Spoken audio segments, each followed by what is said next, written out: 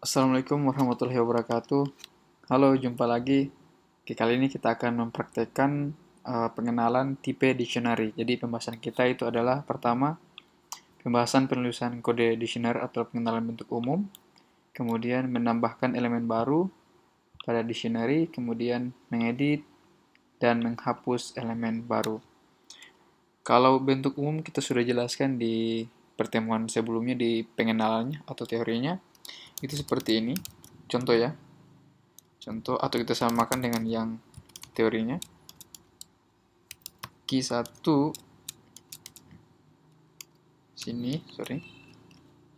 Buka kurung kurawal. Q1 value 1, koma Q2 value 2, koma dan seterusnya. Jadi bentuk umum penulisannya seperti ini. Untuk ini adalah tipe dictionary. Dictionary Python. Oke, seperti itu cara bentuk umumnya. Akan saya contohkan. Di sini saya membuat satu buah variabel d, menggunakan bahwa dia adalah tipe dictionary. Kemudian misalkan di sini adalah di root misalkan. Di root karena kita panggil dalam tipe string berarti harus pakai tanda kutip. Misalkan di sini di rootnya adalah Amir, kemudian manager itu kan misalkan, kemudian oke, nanti akan kita coba dulu seperti itu contoh sederhananya. Nah, ini adalah bentuk penerapan dalam tipe dictionary yang ada di Python. Nah, untuk pemanggilannya kita bisa langsung cetak print, nama variabelnya adalah d. Sebelum pertanyaan kita coba jalankan Python 3, kemudian Python, sorry belum masuk di situ ya, cd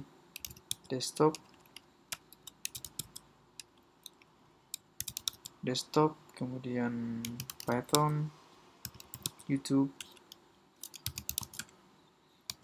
Python 3, kemudian Python 7. Nah, jadi dia akan tampilkan seperti ini.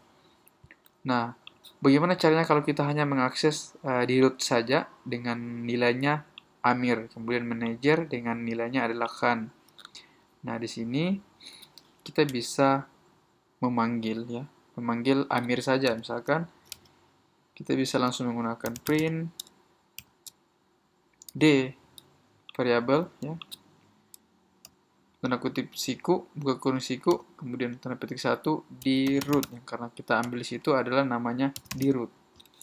Nilai dari key ini. Jadi nilai dari di root yang harus kita ambil. Kemudian kedua adalah print d siku manager. Seperti itu. Kita coba jalankan.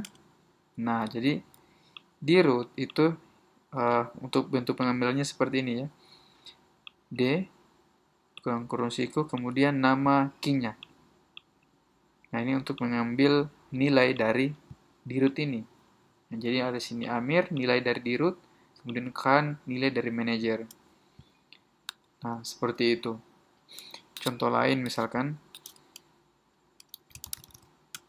kita coba menggunakan bukan di sini. Kita coba menggunakan variabel baru lagi, misalkan di sini D1, dictionary 1 misalkan. Di sini satunya ini adalah 10, kemudian 2-nya ini adalah nilainya 20, kemudian 3, salah penulisan, 30. Nah, ini adalah tipe dictionary menggunakan string dan numeric. Nah, di sini kita bisa tampilkan misalkan print nilai dari D1, katakanlah seperti itu.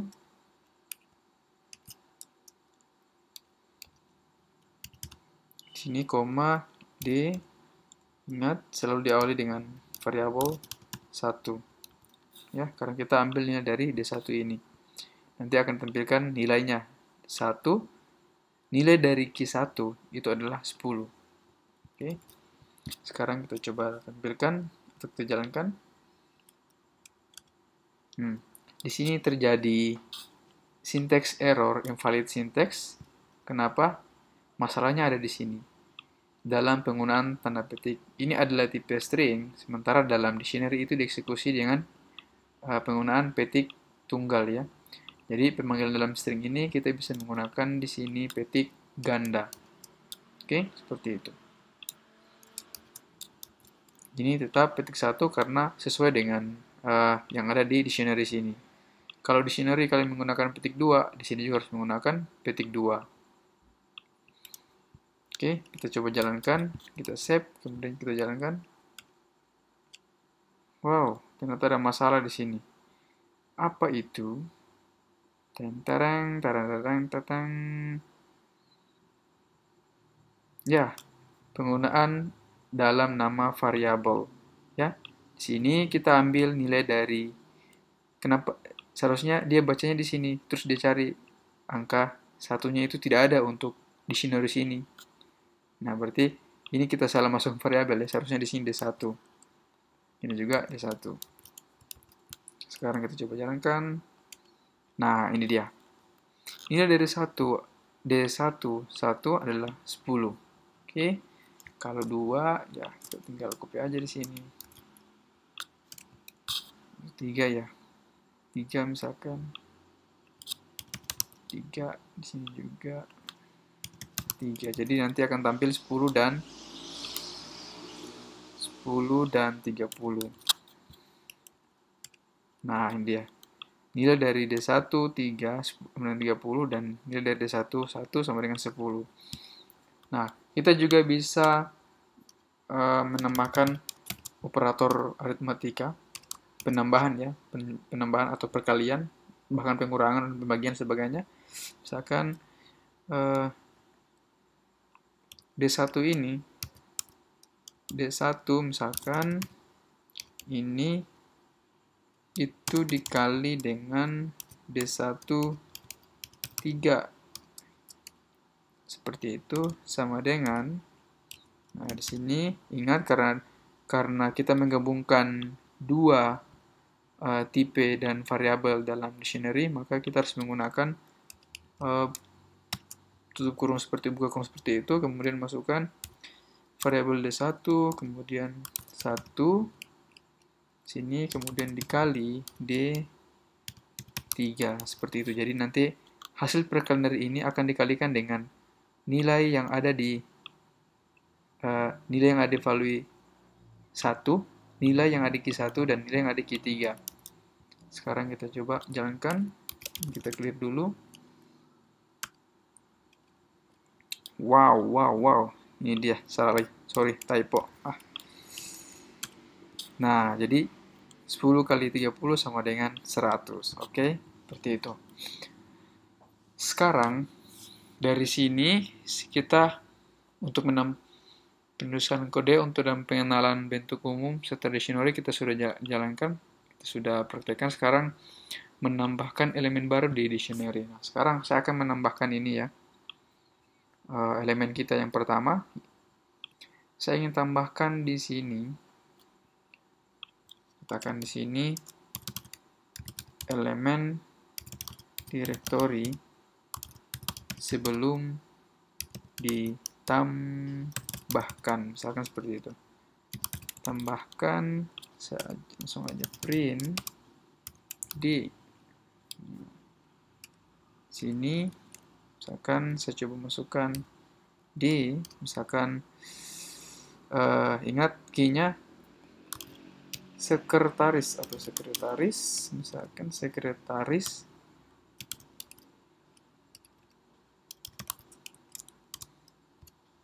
Saya ambil di sini, katakanlah saya aja lah, Sumantri, nama saya ya.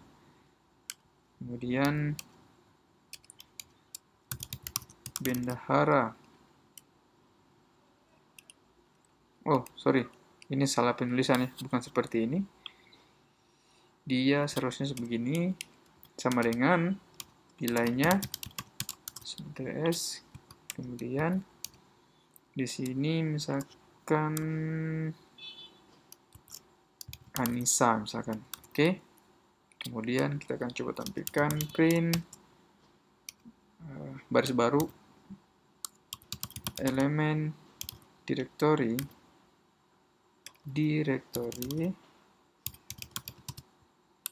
setelah ditambahkan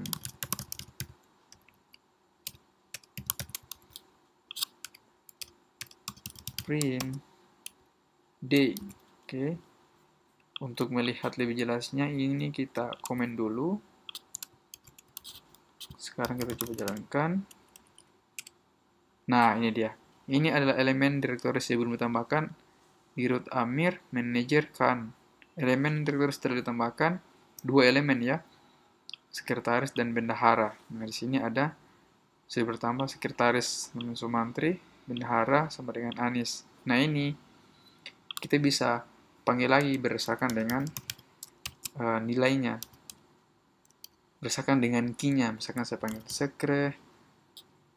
nilai dari sekretaris, karena kita sudah buat ya, kita sudah tambahkan.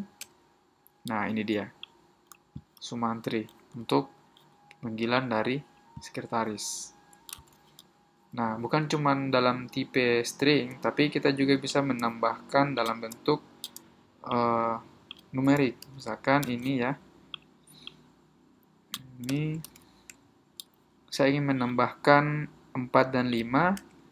Berarti di sini D1, ketik sini ada 4 sama dengan 50, nilainya 40, kemudian D2 5, nilainya itu 50. Nah, di sini bisa kita masukkan aja ini sebelum ditambahkan seperti itu. Persen D1, bukan persen D1 ya, ini setelah ditambahkan. Oke, D1 seperti itu. Sekarang ini kita coba ganti, misalkan karena sudah selesai ditambahkan, di sini adalah M4. Ini salah penulisan, nanti akan terjadi masalah. 4. Oke, kita clear dulu, kemudian kita coba jalankan. Nah, ini dia. 1, 2, 3 elemen. Setelah ditambahkan menjadi 5 elemen. 1, 2, 3, 4, 5. Nah, 1 ini dikali dengan nilainya 4. Jadinya 10 kali 4, 40, sebenarnya 400. Oke, jadi menambahkan itu bisa dalam bentuk string dan nilai numerik. Sekarang kita akan menghapus ya. Menambahkan sudah, kemudian kita mau ngedit. Nah, untuk mengeditnya itu sama dengan cara menambahkan ini ya. Cuman nilai dari key, misalkan sekretaris itu kita rubah. Misalkan saya ingin rubah Sumantri di sini ya. Nilai dari sekretaris itu menjadi Mantri dan Anissa itu menjadi dengan Tri. Sekarang kita coba hapus, kemudian kita coba jalankan. Nah, ini dia. Jadi sekretaris jadi Mantri dan bendaharanya jadi Tri. Nah, kita hanya cara merubahnya sama persis dengan yang kita tambahkan, cuma nilai dari yang sudah ada. Misalkan sekretaris kita rubah menjadi nama ini. Jadi caranya kita merubah. Oke. Begitupun juga dengan sini ya, misalkan 4. Saya ingin merubah misalkan 1 jadi 1 dan 3 jadi 3. Nah, di sini berarti kita tinggal masukkan aja. D1 1 itu sama dengan 1. Kemudian D1 3 itu sama dengan 3. Ingat ya, penulisannya harus sama dengan ada di sini. Jangan ada sampai yang berbeda. Misalkan di sini huruf besar, di sini juga harus huruf besar. Karena kalau tidak, dia akan error. Oke, sebelum ditambahkan dan dirubah. Oke, seperti itu. Sekarang kita coba panggil. Nah, ini dia. Jadi, elemen setelah ditambahkan dan dirubah, satunya jadi 1. Ini kita sudah rubah ya. Nilai dari Q1 dan 3 berubah jadi 3. Nilai dari Q3 itu sendiri. Oke, sekarang kita menghapus. Nah, untuk menghapusnya mudah. Sangat mudah sekali. Misalkan ini sudah ada ya. Karena ini sudah ada, jadi kita tinggal edit aja. Untuk menghapus, ingat, dalam dictionary, Python telah menyediakan sebuah metode yang digunakan untuk menghapus, yaitu adalah del. Nah, ini fungsinya untuk menghapus nanti beberapa elemen yang kita inginkan. Misalkan, saya di sini menghapus elemen dari nilai dari root dan manager. Jadi yang tersisa nanti itu adalah Jadi yang tersisa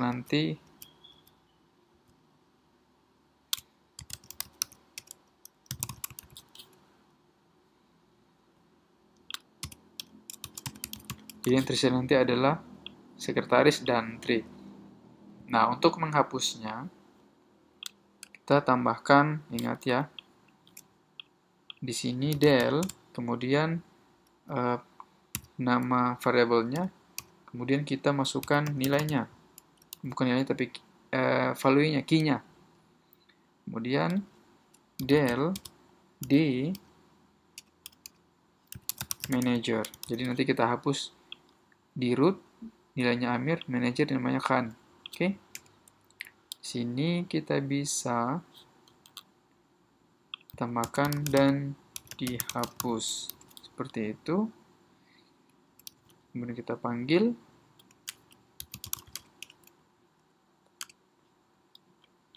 Nah, ini dia. Jadi, di root Amir manager ya. Di root hanya Amir, manager kan. Nah, elemen direktur setelah ditambahkan dan dihapus. Jadi, ini tinggal yang adanya sekretaris dan bendahara. Karena tadi elemen ini kita sudah hapus sebelumnya. Oke, untuk lebih jelasnya, barangkali di sini saya bisa tambahkan ini. Saya pindahkan aja ke sini. Ini supaya lebih jelasnya saya komen dulu. Jadi ini ditambahkan, nanti akan kita tampilkan di sini untuk saya tambahkan. Kemudian untuk menghapus akan kita tampilkan di sini dan menampilkan nilai dari sekretaris. Oke, sorry. Aduh, gimana? Salah hapus lagi. Ini seperti itu.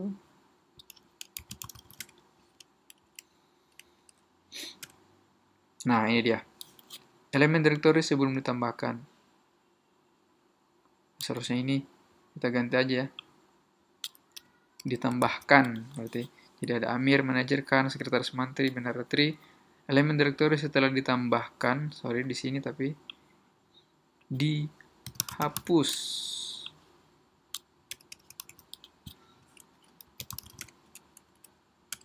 Nah, ini tambahkan, jadi kita tambahkan sekretaris dan bendahara, dan masing-masing punya nilai. Kemudian kalau kita hapus, jadinya tinggal ini. Karena kita hapus tadi di root dan manager, jadi yang tertinggal adalah sekretaris dan bendahara. Oke, itu adalah contoh dari tipe dictionary, menambahkan, mengedit, dan menghapus, bahkan dengan pengenalan bentuk umumnya. Oke. Jadi di sini kita bisa buat program sederhana. Misalkan dalam pemilihan hari ya. Saya coba buat program sederhana menggunakan dengan dictionary. Misalkan di sini saya punya day. Sini sama dengan ya, minggu, kemudian 2, Selasa, 3. Oh, bukan itu, bukan koma tapi ini. Aduh, saya sering lupa ya. Ini penggunaan list ya. 3 Rabu. Udah, cukup aja ini. Biar lebih cepat. 4 Kamis. 1, 2, 3, 4, 5. Oh, sorry. Aduh. Senin. Selasa. Rabu. Kamis. Jumat.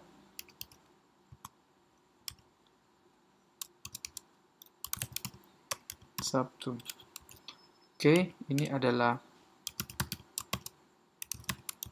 dictionary kita buat dalam bentuk hari. Dia ya. Jadi 1 itu sama dengan minggu, 2 sama dengan Senin. Sekarang untuk membuktikannya kita coba ya. Berdasarkan kita panggil untuk hari Minggu, karena besok hari Minggu. Day, tetap nama variabelnya. Kemudian key-nya, Minggu adalah 1. Coba jalankan. Nah, ini dia. Minggu adalah, day 1 adalah Minggu. Sekarang, kita coba kolaborasikan dengan menginput data. Misalkan, input day. Ingat, karena ada tipenya integer, kemudian input,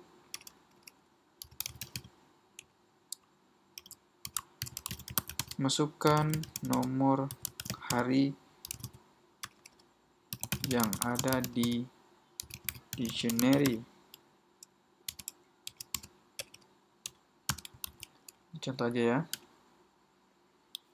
Kemudian kita akan tampilkan hari yang Anda pilih itu adalah hari itu aja, kedua. Kemudian kita langsung ingat ya, day di sini. Selalu ingat dengan day, variabelnya day. Kemudian variabel dari input day. Kenapa input day? Karena di sini ada satu buah perintah kita memasukkan key yang ada di variabel day sini. Adalah input. Apa tadi? Input. Oh, sorry. Kita copy aja. Input day. Oke, kita coba jalankan. Semoga tidak error ya. Nah, ini dia. Oh, ternyata error. Apa masalahnya di sini?